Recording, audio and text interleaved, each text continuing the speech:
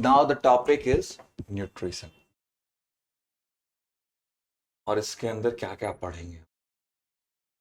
तो सबसे पहली बात, इस टॉपिक के अंदर क्या पढ़ेंगे तो न्यूट्रिशन होता क्या है, फिर न्यूट्रिशन के मेजर क्या क्या स्टेप्स होते हैं, फिर उसके बाद देखेंगे कि ह्यूमन बीइंग्स नहीं, उससे पहले एक सिंपल से माइक्रो ऑर्गेनिज्म में कैसे न्यूट्रिशन होता है, फिर लास्ट में देखेंगे हम लोग कि ह्यूमन बीइंग्स कैसे न्यूट्रिशन करते हैं, यानी उनके वो कैसे खाना खाते हैं, फिर कैसे डाइजेशन होता है, फिर वो डाइजेस्टेड फूड कैसे पूरे बॉडी के पार्ट्स को मिल पाता है, तो उस चीज को देखेंगे। तो let's start the topic. Nutrition है क्या? सबसे पहले तो देखो, न्यूट्रिशन क्या है। तो ये जो प्रोसेस, मतलब ये वो प्रोसेस है जिससे हम अपने एनर्जी का फुलफिलमेंट कर पाते हैं। देखो सिंपल सा बात, अगर मैं अभी तुम्हारे सामने कुछ बोल रहा हूं तो without energy I cannot speak anything, और एनर्जी के लिए I have to eat food. तो जो मैथड या जो प्रोसेस ऑफ ईटिंग फूड है, काहे भाई, टू डिराइव एनर्जी, तो उसी प्रोसेस को हम लोग न्यूट्रिशन कहेंगे। यानी इसको डिफाइन ऐसे करेंगे, द मैथड ऑफ या the process of deriving energy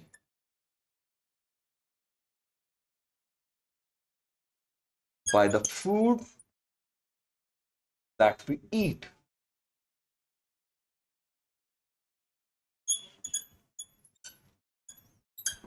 Is called nutrition.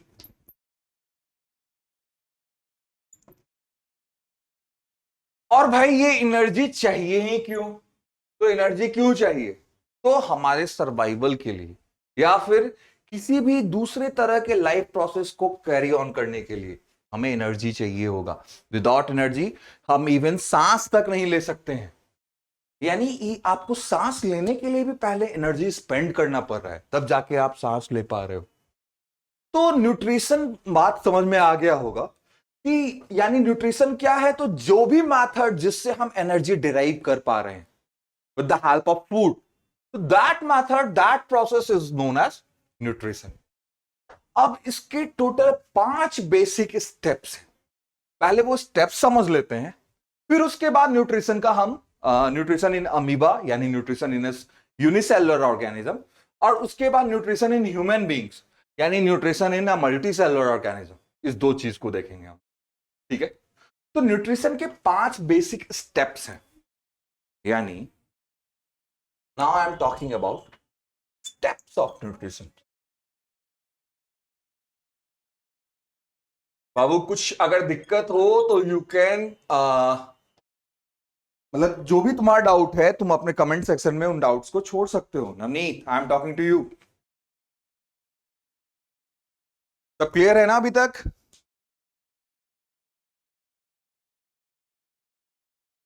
चलो, तो now I am talking about steps of nutrition. तो मैंने बोला कि 5 स्टेप्स हैं। पहला इंजेशन, पहले नाम जान लेते हैं फिर उनको डिफाइन भी कर लेंगे। दूसरा डाइजेशन, तीसरा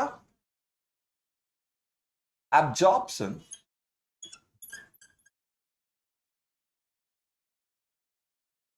चौथा एसिमिलेशन, एंड पांचवा है इजेशन। तो ये 5 स्टेप्स ऑफ न्यूट्रिशन है। अब क्या मतलब है इनका? इंजेशन, जैसा नाम में ही मतलब समझ में आ रहा होगा, इन यानी खाने को इन अंदर लेना, इसी मेथड को हम लोग इंजेशन कहेंगे। यानी फूड को जो इंजेस्ट करते हैं, इनगल्फ करते हैं, तो इस इनगल्फिंग के ही मेथड को इंजेशन कहा जाएगा। उसके बाद बात आता है डाइजेशन का। तो देखो मैं बारी बारी से सबका डेफिनेशन भी लिख दूंगा, ये चलो लिखते ही चला जाता हूं, साथ में होता चला जाएगा।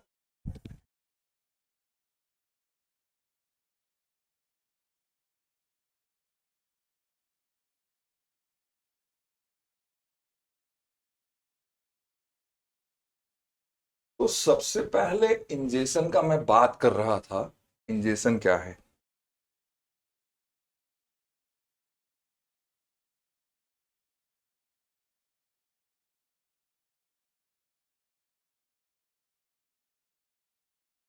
तो इंजेक्शन क्या होता है? तो it is the method of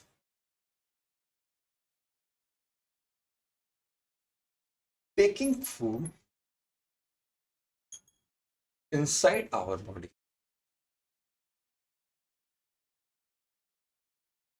इसी मेथड को तो इंजेक्शन कहेंगे।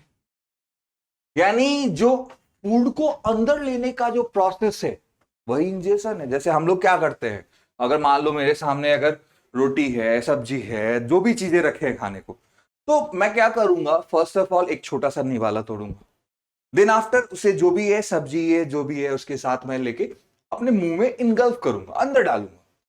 तो जैसे ही मैं फर्स्ट निवाला यानी पहला कोड जब मैं अंदर अपने मुंह में डाल रहा हूं, that method is known as ingestion. इसके बाद बात स्टार्ट होगा डाइजेशन का। तो देखो, जैसे ही हम लोग खाना अंदर डालते हैं, सेकंड थिंग क्या स्टार्ट होता है? तो हम लोग अपने दांतों से च्यू करना स्टार्ट करते हैं, चबाना स्टार्ट करते हैं। और इसके अलावा कई सारे केमिकल्स भी हमारे बॉडी में प्रेजेंट हैं। देखो, च्यू करने से क्या हुआ, आप जो फूड के बड़े बड़े चंक्स हैं, जो बड़ा बड़ा टुकड़ा है, उसको च्यू करके छोटे साइज में कन्वर्ट करते हैं। और वैसे ही देखो, वो फूड भी कुछ तरह का केमिकल ही है, कॉम्प्लेक्स केमिकल्स के फॉर्म्स हैं। तो जो केमिकल्स हमारे बॉडी के अंदर प्रेजेंट है, यानी उनको कहा जाएगा डाइजेस्टिव एंजाइम्स। एंजाइम्स मतलब क्या हो गया? तो जो भी बायोलॉजिकल केमिकल जो हमारे बॉडी के अंदर सेक्रीट होता है, उन्हीं बायोलॉजिकल केमिकल्स को हम एंजाइम्स कहते हैं, है ना?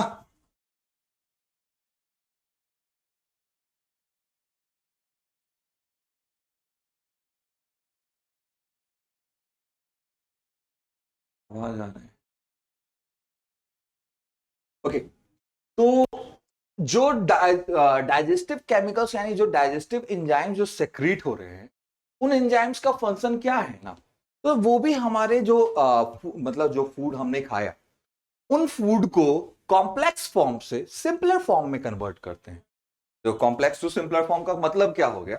जैसे सबसे बेसिक सा बात, जैसे ये बचपन से सुना होगा तुमने कि जैसे मान लो रोटी, रोटी को थोड़ी देर अगर अपने मुंह में बस रखे रहो तो वो हल्का मीठा लगता है। क्यों ऐसा? क्योंकि रोटी कंटेन्स स्टार्च, और जब मुंह में रखते हैं हम, तो स्टार्च जो है सलाइवा के प्रेजेंस में शुगर में कन्वर्ट होने लगता है। यानी ये कैसे हो रहा है? तो सलाइवा के प्रेजेंस में हो रहा है ये चीज। ये बात को याद रखना, ठीक है? In the presence of saliva starch is being converted into sugar. तो स्टार्च जो है वो कार्बोहाइड्रेट का एक कॉम्प्लेक्स फॉर्म है, और शुगर जो है उसी का सिंपलर फॉर्म है। मैं बस बोल रहा हूं सिंपलर, इससे भी सिंपलर फॉर्म्स पॉसिबल है, बट अभी ये एक समझो। तो ये स्टार्च से जो शुगर का कन्वर्जन हुआ, ये in the presence of digestive enzyme saliva, उसके प्रेजेंस में ही हो पाया। तो ये जो भी बात मैं कर रहा था डाइजेशन को समझाने के लिए कर रहा था। यानी मैं समझाना ये चाह रहा था कि डाइजेशन जो है वो दो वेज में होता है। एक हमारे दांतों के थ्रू, यानी उसको कहा जाएगा फिजिकल डाइजेशन। उसमें आप कर क्या रहे हो? तो बस बड़े साइज फूड के जो बड़े साइज है उसको च्यू करके, चबा के छोटे साइज में कन्वर्ट कर रहे हो। इसके अलावा दूसरा डाइजेशन होगा केमिकल डाइजेशन। केमिकल डाइजेशन में क्या हो रहा है? तो जो हमारे बॉडी के अंदर डाइजेस्टिव एंजाइम्स है, यानी कुछ केमिकल्स प्रेजेंट है, ये केमिकल्स क्या कर रहे हैं? तो ये कॉम्प्लेक्स फूड को, वही डाइजेस्टिव एंजाइम का एग्जांपल ये है, तो वो कॉम्प्लेक्स फूड को सिंपलर फूड में कन्वर्ट कर रहे हैं। तो इस तरह से क्या हो रहा है कि डाइजेशन क्या है? तो बस देखो, अब डाइजेशन का ही बात होने वाला है। तो डाइजेशन को कैसे डिफाइन करेंगे? तो the method of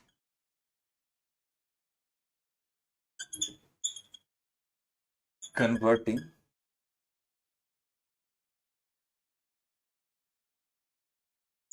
bigger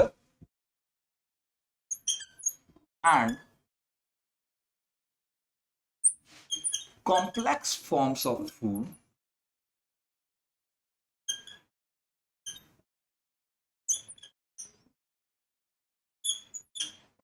into smaller and simpler one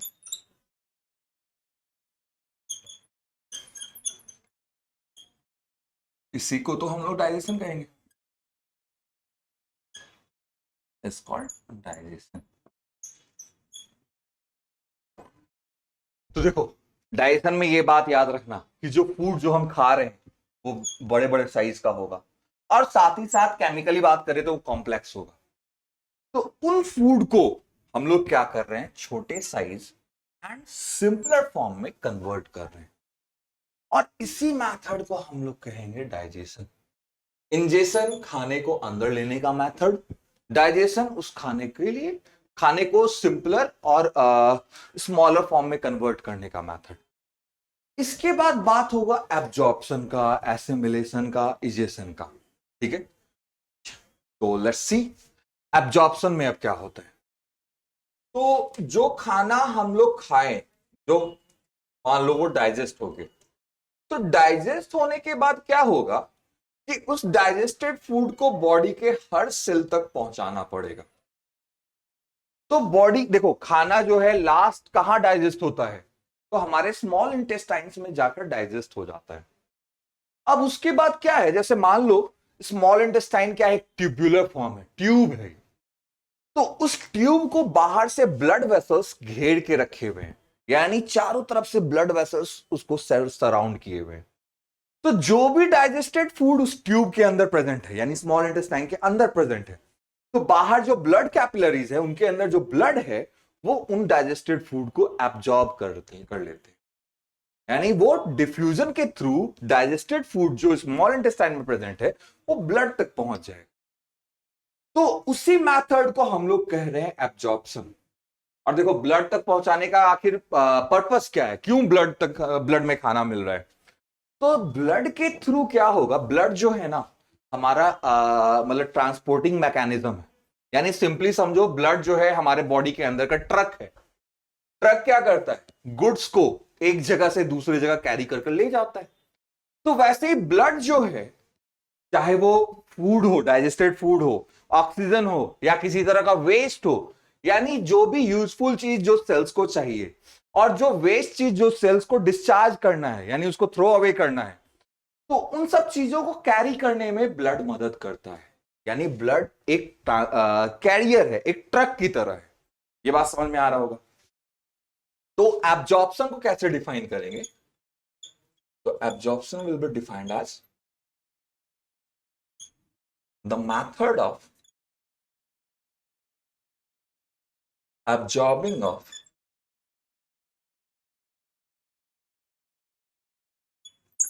digested food by blood।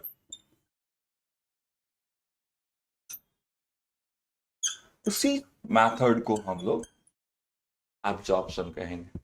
और इसी डाइजेस्टेड फूड को ऑक्सीजन के प्रेजेंस में बर्न किया जाता है ताकि एनर्जी लिबरेट हो सके।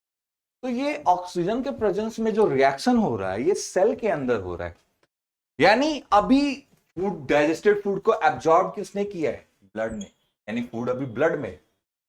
अब एब्जॉर्प्शन के बाद क्या होगा कि ब्लड जो है उस डाइजेस्टेड फूड को बॉडी के हर सेल्स तक पहुंचा देगा और तब सेल में पहुंचने के बाद प्रोसेस ऑफ एसिमिलेशन स्टार्ट होने वाला है।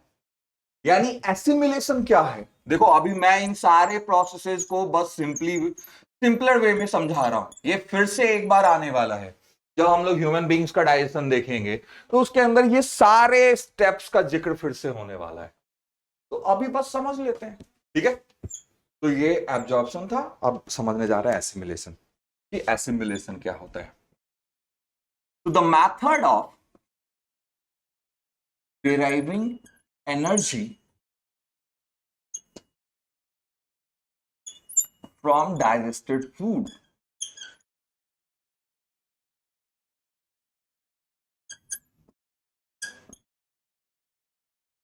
इसी को तो हम लोग एसिमिलेशन कहेंगे। यानी एसिमिलेशन क्या है, तो it is the method of deriving energy from the digested food. और उस एनर्जी को डिराइव करने के लिए ऑक्सीजन का प्रेजेंस होना भी जरूरी होता है। यानी एसिमिलेशन कहो या रेस्पिरेशन का केमिकल पार्ट कहो, तो दोनों ऑलमोस्ट सेम है। इसके अलावा बात होगा लास्ट मेथड का, इजेशन। तो इजेशन क्या है? अब देखो, जरूरी तो नहीं है कि सारा का सारा फूड डाइजेस्ट ही हो जाए। कहने का मतलब, तुम खाए पिज्जा भी, तुम खाए समोसा भी, तुम खा लिए चाउमीन भी, यानी तरह तरह का कचड़ा चीज खा लिए।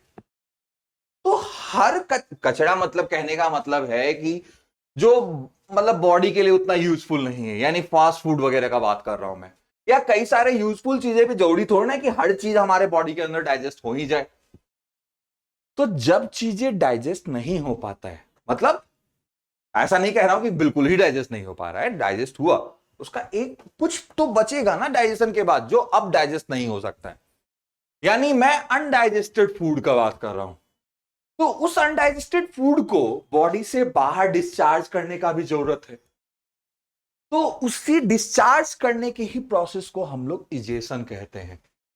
यानी इजेशन को ऐसे डिफाइन कर देंगे, the method of discharging away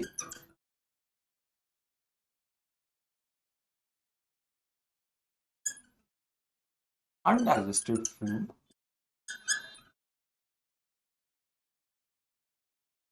from our body। इसी प्रोसेस या इसी मेथड को हम लोग इजेशन कहेंगे। तो these are the 5 basic steps of nutrition. ये 5 न्यूट्रिशन के बेसिक स्टेप्स हैं, ठीक है।